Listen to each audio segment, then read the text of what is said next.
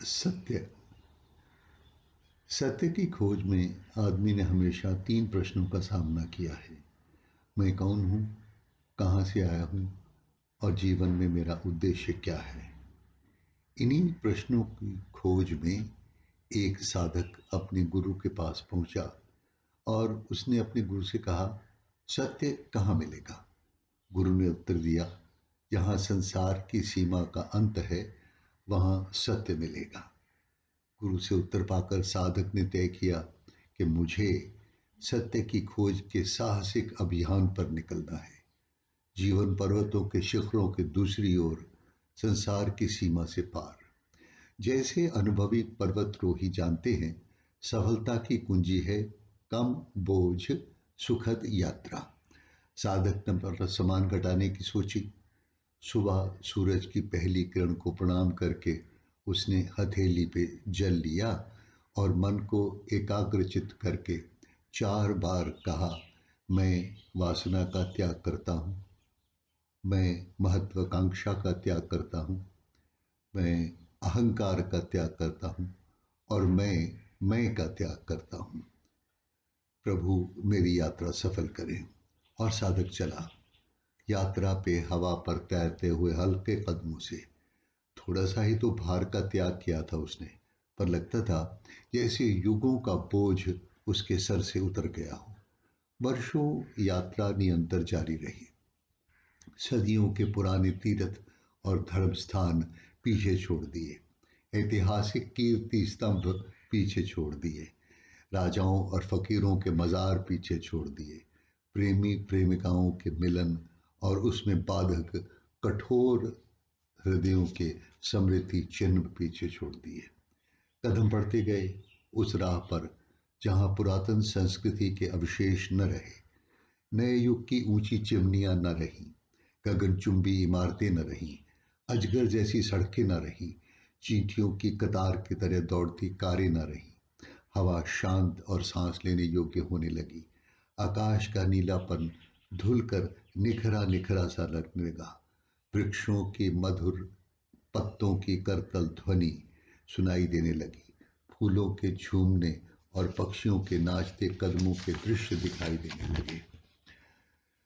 चलते चलते साधक वहां पहुंचा जहां संसार का आखिरी गांव था, जहां कोई घर सीमाबद्ध नहीं था, जहां मानव जाति के चेहरों को रंगों की भिन्नता से पहचाना नहीं जाता था, जहां भाषा के स्थान पर संकेत संचार और संपर्क का माध्यम थे।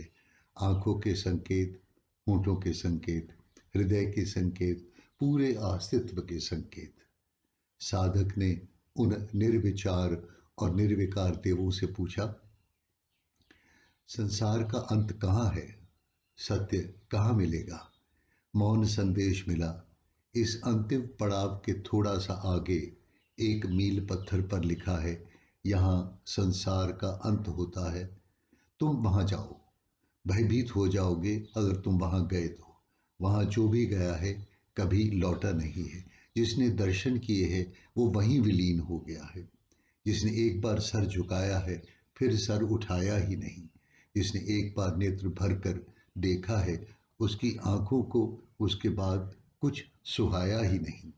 साधक ने सोचा, जीवन भर के अनथक प्रयास को सफलता की वरमाला मिलने को है। मैं न रुकूंगा इस पड़ाव पर। जब तक सीमा पर नहीं पहुंचूंगा तब तक नहीं रुकूंगा। जब तक परम सत्य नहीं मिलेगा तब तक नहीं रुकूंगा।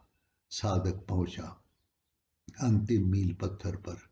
मील पत्थर के बाद गहरा शून्य था। अनहद नाद उभरता था। एक गहरी खाई थी जिसका तल अथाह था। एक अविजित शिखर था जिसकी चोटी सूर्य को छू रही थी। एक अविरल चक्र घूम रहा था, मानव मात्र को जन्म से मृत्यु से और मृत्यु से जन्म में रूपांतरित करता हुआ। एक हाथ में लाखों करोड़ों धागे थे और उन धागों के साथ बंधे थे बिना हाथ और पैर के जीव। अथाह खाई में अंधेरे और प्रकाश के प्रतिपल घटते बढ़ते प्रभाव से ब्रह्मांड के चित्र स्वयं ही योजनाबद्ध ढंग से आयोजित होकर बिखर रहे थे। और धरती मूक खड़ी थी, असहाय, चुपचाप साधक के प्राण और सांस का तंतु टूटने को हुआ। घबराहट से उसने आंखें बंद की, मुड़ा और भागा तीव्रतम गति से, बिना सांस लिए हुए, बिना रुके, गुरु के आश्रम की ओर। जिस यात्रा को पूरा करने के लिए सारा जीवन लगा, उसकी वापसी कुछ ही क्षणों में घट गई। कांपता शरीर लेकर, वाणी, दृष्टि और बुद्धि को कर सीधा गुरु जी के चरणों में गिरा। न कुछ बोल सका, न कुछ कह सका। गुरु ने सिर पर हाथ फेर कर कहा, आखिरी मील पत्थर से आगे झांचने में सफल होकर आए हो। झांक लिया है तुमने।